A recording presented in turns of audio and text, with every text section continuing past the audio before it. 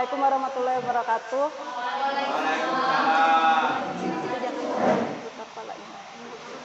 Bapak Ibu, mohon maaf, izin. Lagi-lagi mendadak, saya sudah konfirmasi ke PLT Kepala Sekolah SMA, sudah konfirmasi ke Wakakur. Jadi saya itu harus setiap bulannya, karena saya guru penggerak, jadi harus menggerakkan teman-teman. Jadi saya harus ada laporan sebagai guru penggerak. Kalau ditanya ke teman-teman rekan sejawat, pasti nanti akan ada pengawas yang menanyakan, karena apakah pemburu penggerak di sini ada menggerakkan teman-teman. Waktunya itu sangat tidak tepat, selalu tidak tepat karena ada kombel. Jadi untuk 1 bulan terakhir yang dipelajari di guru penggerak itu adalah budaya positif di sekolah. Nah, ada beberapa miss yang terjadi di sekolah kita tentang budaya positif di sekolah. Kita setarakan sekarang dengan yang, tidak apa-apa, makan juga. Kita setarakan sekarang dengan yang sistem kurikulum merdeka. Nah, budaya positif di sekolah yaitu nilai-nilai dan kebiasaan-kebiasaan di sekolah yang berpihak pada peserta didik agar mereka dapat berkembang menjadi pribadi yang kritis, penuh hormat, dan bertanggung jawab. Ini sudah umum ya, pasti di semua sekolah juga sudah melaksanakan. Nah, perubahan paradigma yang harus dilakukan itu adalah membangun budaya yang positif. Sekolah perlu menyediakan lingkungan yang positif, aman dan nyaman agar murid-murid mampu berpikir, bertindak, dan mencipta dengan merdeka, mandiri, dan bertanggung jawab. Lazimnya disiplin dikaitkan dengan kontrol. Dalam hal ini, kontrol guru dalam menghadapi murid. Nah, pada sekarang kurikulum merdeka itu sekarang berkaitan dengan Ki Hajar Dewantara. Karena kan kalau dulu kurikulum 2013 agak beda ya. Tujuan pendidikannya itu adalah menuntun segala kodrat yang ada pada anak-anak agar mereka dapat mencapai keselamatan setinggi-tingginya. Jadi bedanya sekarang pembelajaran itu harus berpihak pada murid. Pembelajaran harus berpihak pada murid. Apapun alasannya, memang murid dimanjakan sekarang sesuai dengan kurikulumnya. Tapi kita sebagai guru yang memegang kontrol atas kepalan tangan kita. Apakah kita membuka atau menutup kepalan tangan kita itu bergantung pada diri kita masing-masing sesuai kebutuhan kita pada saat itu. Nah, nanti saya akan memberikan contoh ilustrasi-ilustrasinya. Perubahan paradigma teori kontrol. Jadi kita harus merubah paradigma kita. Yang pertama, ilusi guru mengontrol murid. Selama ini guru selalu mengontrol murid. Murid tidak dibebaskan. Kedua, ilusi bahwa kritik dan membuat orang merasa bersalah dapat menguatkan karakter. Jadi kalau kita memarahi siswa, biasanya kita langsung menjudge. Saat mereka buat kesalahan, kita langsung menjudge, kamu itu salah. Nah, sebenarnya itu tidak boleh. Ada tahap-tahapnya kita untuk menegur siswa. Ilusi bahwa semua penguatan positif efektif dan bermanfaat. Jadi tidak semua penguatan positif itu bermanfaat untuk siswa, karena bisa membuat siswanya sombong atau arogan. Ilusi bahwa orang dewasa memiliki hak untuk memaksa. Jadi kita harus memberi kebebasan juga pada siswa. Nah, ini perubahan paradigma sesuai teori kontrol. Stimulus responnya, kita mencoba mengubah orang agar berpandangan sama dengan kita. Tapi menurut teori, kita berusaha memahami pandangan orang lain tentang dunia. Jadi kita tidak boleh memaksakan pandangan kita sama dengan orang lain. Perilaku buruk dilihat sebagai suatu kesalahan. Itu yang kita lihat ke anak-anak murid. Perilaku buruk mereka kita buat jadi, oh mereka pasti salah. Nah, seharusnya kita memahami bahwa kita mengontrol diri kita, semua perilaku memiliki tujuan. Jadi saat mereka berbuat salah, berarti mereka ada masalah pada diri mereka. Itu yang harus ditekankan pada diri guru. Orang lain bisa mengontrol saya. Itu stimulus responnya. Teorinya bahwa hanya Anda yang bisa mengontrol diri Anda. Jadi kita menganggap kita dikontrol orang, ini sesuai dengan keadaan kita. Jadi sebenarnya bahwa kita harus mengontrol diri kita sendiri. Jangan jadikan orang lain untuk mengontrol diri kita. Jadi jangan terpengaruh maksudnya. Pemaksaan ada pada saat bujukan gagal. Jadi kalau kita membujuk siswa, itu kita paksakan akan menjadi gagal. Tapi seharusnya kolaborasi dan konsensus menciptakan pilihan-pilihan baru. Jadi kita memberikan pilihan nanti kepada siswa. Itu ada di segitiga restitusi, langkah-langkah menyelesaikan masalah terhadap siswa. Model berpikir menang atau kalah. Jadi saat siswa ada masalah, kita tidak boleh mementingkan ego kita. Siswa harus mengikuti perintah kita. Jadi saat kita siswa mengakui kesalahan, kita merasa menang bahwa siswa itu salah. Padahal tidak seperti itu. Harusnya siswa merasa menang, kita pun juga merasa menang. Disiplin sudah. Nah, ini dia maksud dari nilai-nilai yang kita hargai adalah nilai kebajikan. Sekarang di kurikulum Merdeka ada kegiatan P5, proyek penguatan profil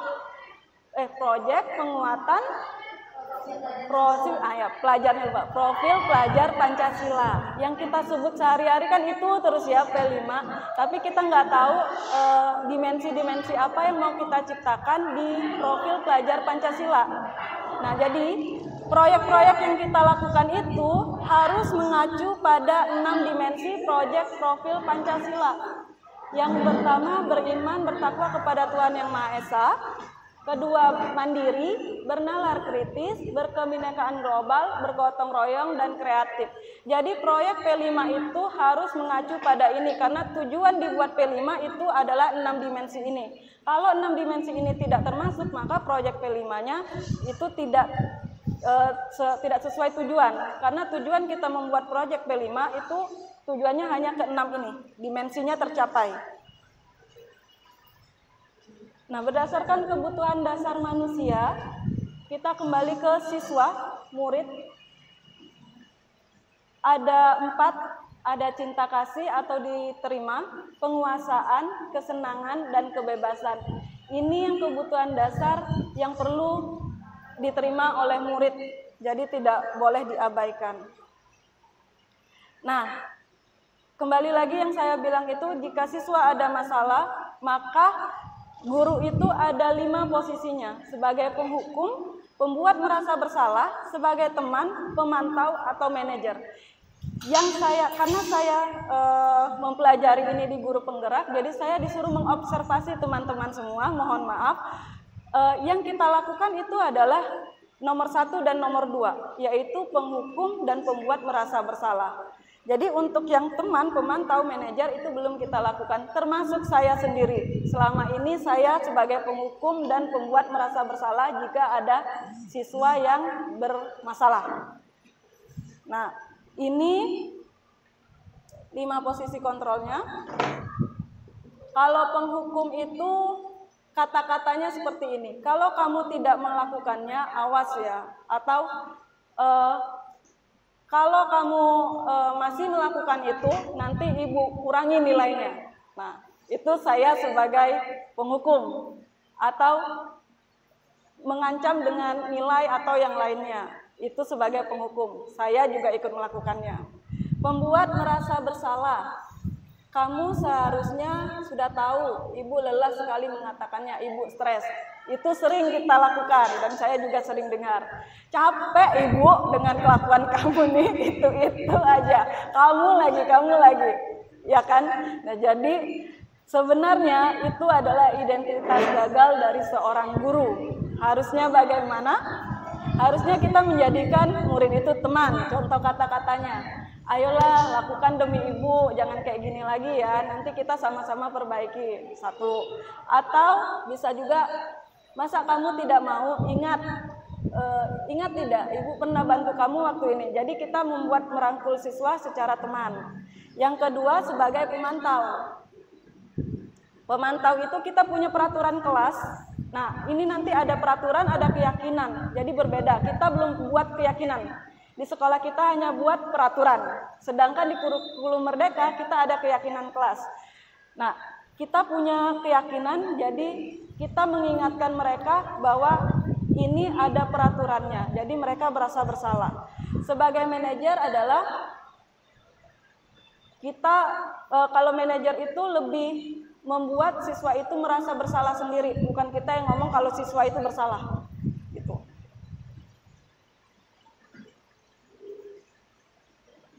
Nah, berikutnya, nah ini segitiga restitusi. Segitiga restitusi ini adalah cara kita menyelesaikan siswa yang bermasalah.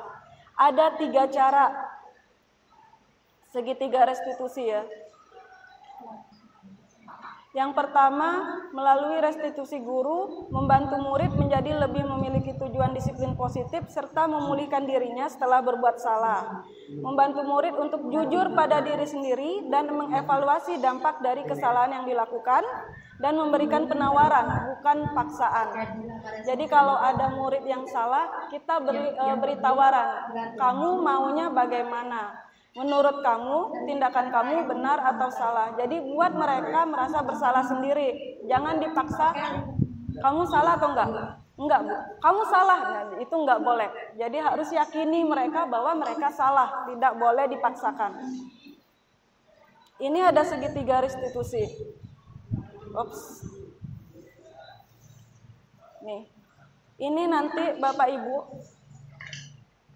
jika kita ada pengawas yang berhubungan dengan, karena sekolah kita sudah termasuk sekolah nomor 1 ya kalau di Provinsi Jambi secara swasta ya Pak Resma ya. Iya, karena sekolah kita memang setiap saya keluar itu kalau ngomongnya dari mana Unggul Sakti, wah kayak gitu.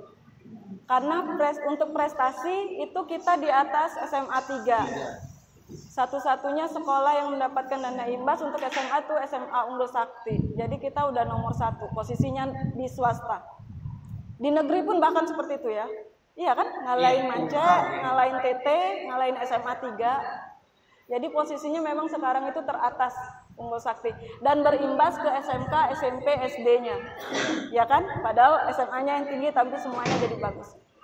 Nah, untuk segitiga restitusi, ada 3 hal yang kita lakukan jika suatu saat nanti ada siswa yang bersalah. Kita harus melakukan 3 ini. Pertama, menstabilkan identitas. Kita harus buat siswa itu tidak ketakutan. Jadi kita katakan kepada mereka bahwa nggak apa-apa, setiap orang itu pernah berbuat salah. Seperti itu. Jadi tidak langsung kita menjudge, kamu ngapa kayak gini, enggak kayak gitu. Jadi awal tahapnya kita harus buat dia merasa nyaman dulu dengan kita, jadi nggak takut.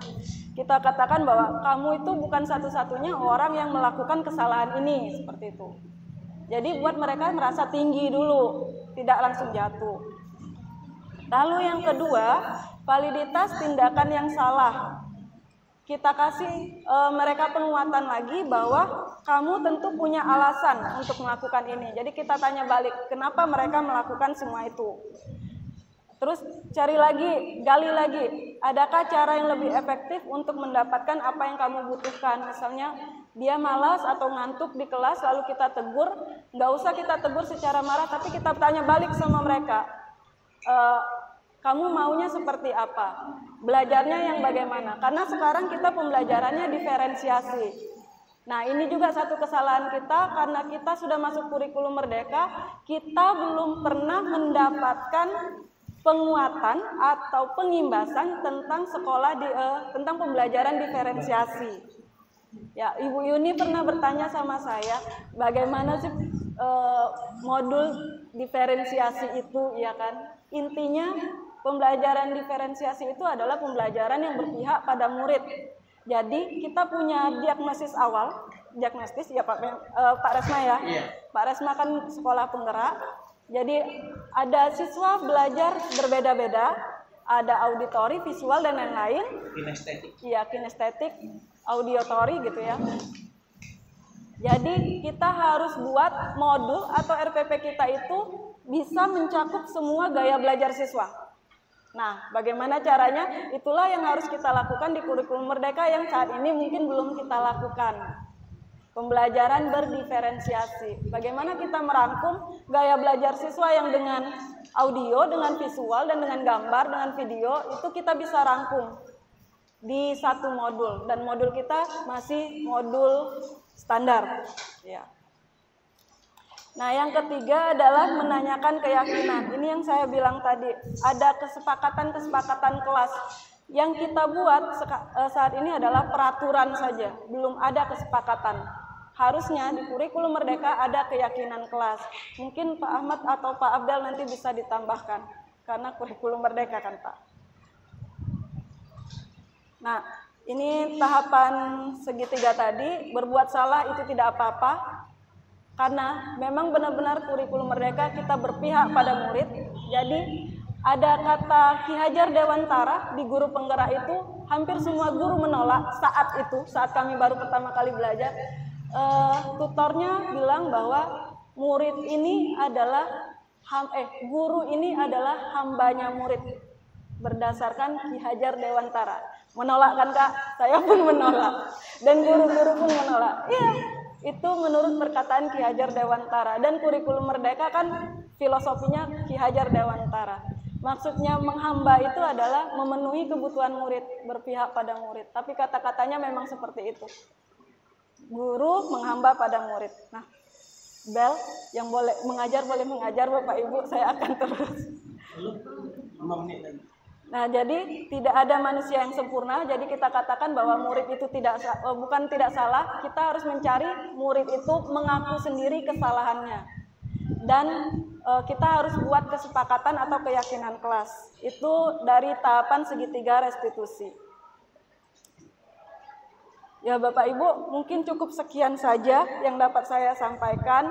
Ini 1 bulan terakhir hasil dari guru penggerak yang memang juga belum saya terapkan, tapi kita sama-sama belajar. Karena saya sudah mendapatkan ilmu itu, maka saya memberikan ilmu lagi kepada Bapak Ibu. Karena saya sebagai guru penggerak yang menggerak dan tergerakkan. Sebenarnya kemarin ada guru penggerak lagi, angkatan 11, saya nggak tahu apakah Bapak Ibu ikut. Harusnya yang belum PPG itu ikut, karena dengan jadi guru penggerak, otomatis kunci untuk masuk PPG itu sudah terbuka. Karena sekarang antriannya saja sangat panjang. Ibu Widya, Ibu Mutia kemarin tes sampai sekarang belum keluar hasil. Kalau kalian mengikuti, kalian terbiasa dengan anak-anak, kalau Bapak Ibu mengikuti guru penggerak, kuncinya untuk ikut PPG itu sudah terbuka. Walaupun kita tes nanti, tapi tes itu hanya formalitas saja. Ikut ikut Zoom aja, tapi itu hanya formalitas. Saat ujian saja, tapi itu hanya formalitas. Tidak ada guru penggerak yang gagal saat PPG.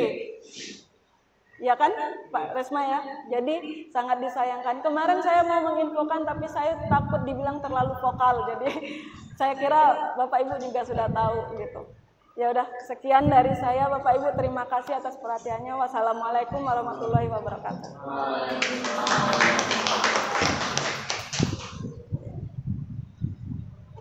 Masuk.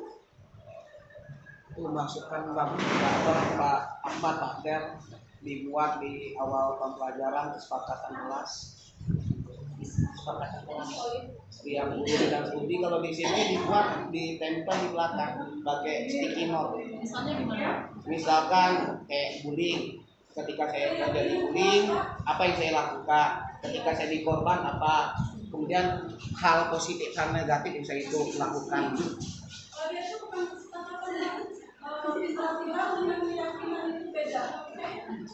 Kalau kami buatnya seperti itu, kesepakatan kelas. Jadi ditempel di itu, ketika dia melakukan salah yang sama, berarti dia apa yang dilakukan, dia yang dia buat. Iya. Hah? CP sudah.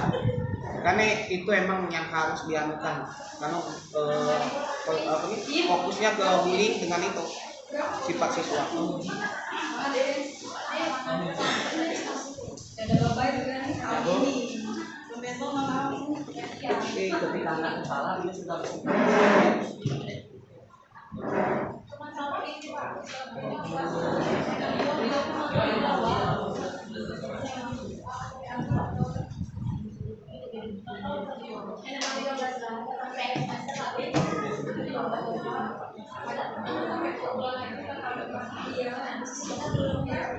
Tapi nanti